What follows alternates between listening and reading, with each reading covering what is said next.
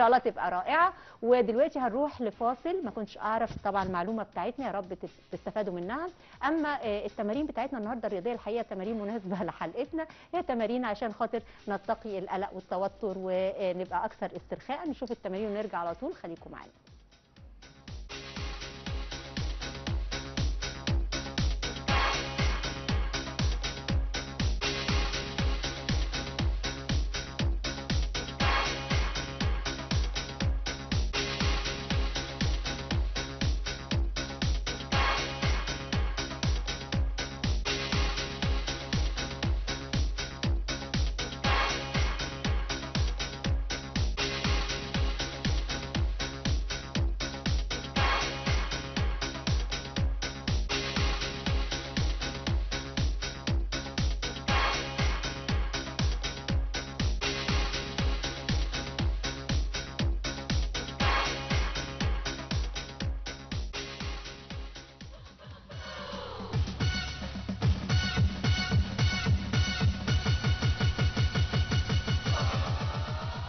صباح الخير اعزائي المشاهدين، معاكم محمد معروف خبير رياضه مع برنامج عيشها صح.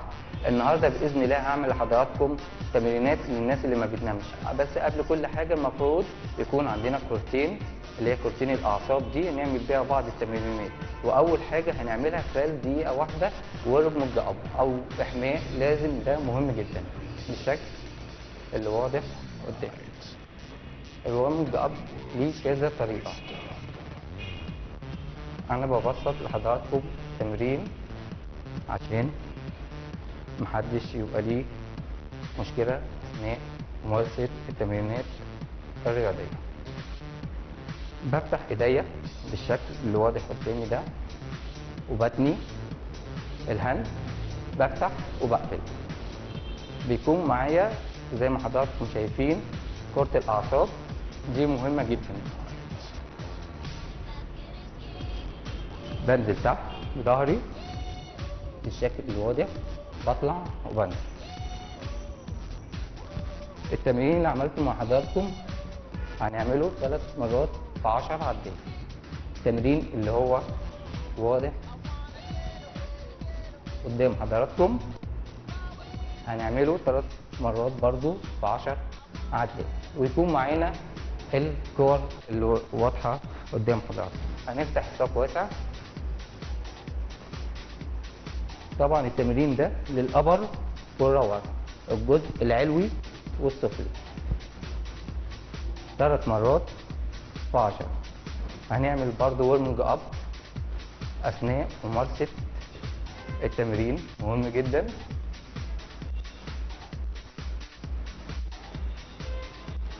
هنكرر التمرين مرة كمان بالشكل ده، بفتح وبدوم. ومهم جدا كرة الأعصاب. انزل تحت، شهيق مع زفير لأعلى. ده نهاية التمرين. شكرا واشوفكم مع فقرة جديدة.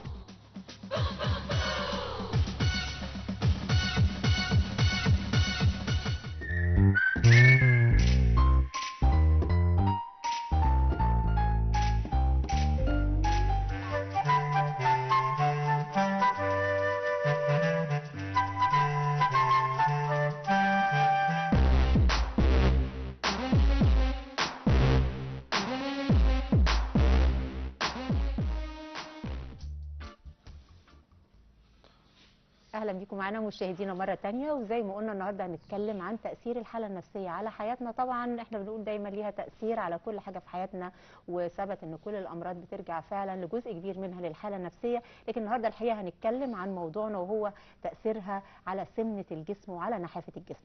برحب دكتور سمير نيروز، اخصائي تغذيه علاجيه. منورنا دكتور. اهلا بيك. اهلا يا دكتور. طيب دكتور، احنا فعلا بنقول فعلا دايما نقول في مواضيعنا ان الحاله النفسيه ليها تاثير على الانسان وعلى الامراض وغيره وغيره وغيره. نتكلم بقى على موضوع السمنه، والناس كلها طول الوقت بتشتكي فعلا من السمنه، وجزء فعلا من الناس بيشتكي من النحافه، يعني ده موجود وده موجود. احنا عايزين نعرف هو ايه اللي بيحصل لما الانسان بيفرح قوي بنقول الحاله النفسيه بقى اللي هي حاله فرح قوي او حاله حزن قوي، يعني هنتكلم عن الحاجات الاكستريم شويه دي. بيحصل ايه في المخ يا دكتور؟ ايه ارتباط ده؟ ايه اللي بيحصل في جسمنا وبيحصل ايه في المخ؟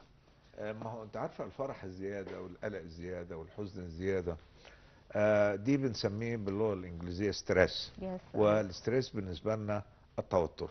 يعني التوتر ده من الحاجات اللي هي الانفعالات النفسيه. هل السؤال الانفعالات النفسيه او التوتر ده له علاقه بتغير الوزن سواء بالزياده او النقص؟ طبعا العلماء عملوا ابحاث كتيره في الموضوع ده ولقوا ان في علاقه وثيقه ما بين الحاله النفسيه او التوتر ايا كان اسبابه. واحنا عارفين ان القرن 21 ده التوتر هي سمة رئيسية في هذا القرن. لأن هنقول بقى توتر، الناس متوترة عشان ظروف العمل، الناس متوترة عشان أولادهم في المدارس. صحيح. الناس متوترة عشان الظروف الحالية. طبعا. المجتمع العالمي، المجتمع المحلي، العالم كله مولع. يعني هي بقت السمة حتى، يعني احنا مش هنتكلم كمان الحالات اللي هي مولع النهارده، ففي مزيد من الاسترس، مزيد من التوتر على الناس. تمام. القضية عشان نبقى فاهمين ونبقى علميين وواقعيين، التوتر بيعمل ايه في الشخص؟ نمرة واحد ان التوتر ده بيثير مراكز معينة في الجهاز العصبي. بالظبط. بدايتها الجهاز العصبي، المخ. المخ ده بيبعت اشارات، هذه الاشارات بتروح للغدد الصماء. الغدد الصماء بتاعتنا اللي بتشتغل معانا بتطلع هرمونات معينة. هذه الهرمونات اهمها الادرينالين، والناس كلها عارفينه، اللي هو الابنفرين، الابنفرين، والهرمون المحفز لافراز الغده القذريه اللي هو الكورتيسول. الكورتيسول ده مشكله كبيره، يعني لما الواحد يتوتر الهرمونات دي هتعلى. الهرمونات دي لما بتعلى بتاثر على المخزون الغذائي.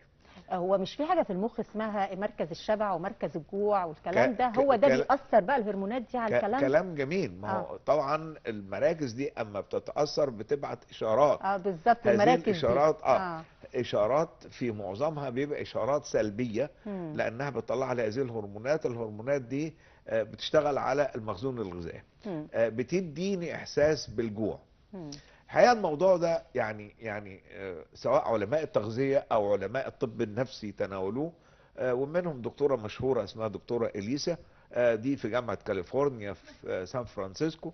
الدكتوره دي لقت ان التوتر في بدايته، يعني لو الواحد لسه يعني ما عنده تمكنش منه قوي، لسه عنده ازمه في بدايه التوتر، يعني واخده بالك، بيبقى زاهد الاكل، بيبقى شراهيه مش موجوده. دي حاله بقى الثانيه، اما في ناس او في ناس بتقدم على الاكل. يعني بصفه عامه ميكانيكيه عمل التوتر انه التاثير المباشر في الاول بيبقى الواحد زعلان مش عاوز ياكل. يعني واحد صحيح مات له لا قدر الله حد، صحيح، في الاول ما بيبقاش صحيح عاوز ياكل. صحيح. لكن بعد كده بتبص تلاقي ايه، تبتدي الشهيه تتفتح. فهي لقت ان تاثير بيسموه الحالة الحادة بعد الأزمة على طول بيبقى في سد النفس، لكن بعد كده بيبقى في زيادة في الشهية ويبقى في إحساس بالجوع. والواحد أما بيحس بالجوع بقى بيروح يأكل، واخد بالك، يعني يتهيأ له ان تناول الطعام ده هو اللي هيخرجه من الاسترس، هو اللي هيخرجه من التوتر. هو بداية ما بيبقاش بيفكر يا دكتور، هو رايح حاسس ان هو بيعمل حاجه. يعني هو مش بيفكر، هو بيعمل حاجه وخلاص كده ميكانيكيه. هو جسمه بيروح انه ياكل، عاوز يهرب من التوتر، يا يهرب يا يتعامل معاه. بالظبط انا بشبهها زي طالب الثانويه العامه. طالب الثانويه العامه ده مثل مهم جدا، ودايما اقول من اهم اسباب السمنه، بقول للطلبه من اهم اسباب السمنه الثانويه العامه. النظام بتاعنا هنا الثانويه العامه. الطالب من قبل ما تبتدي الدراسه وهم يبتدوا الاسترس والضغط والدروس والكلام ده لازم نشوف له حل، واكيد هنشوف له حل. الضغط هذا النفسي، الولد قاعد في البيت، ستريس، ثانويه، ده انت ثانويه، كل واحد يجي البيت احنا عندنا ثانويه، يعني كأن الثانويه دي انا عندي تليفون من سوهاج، ام محمد، صباح الخير. صباح النور. اهلا حبيبتي، صباح الفل.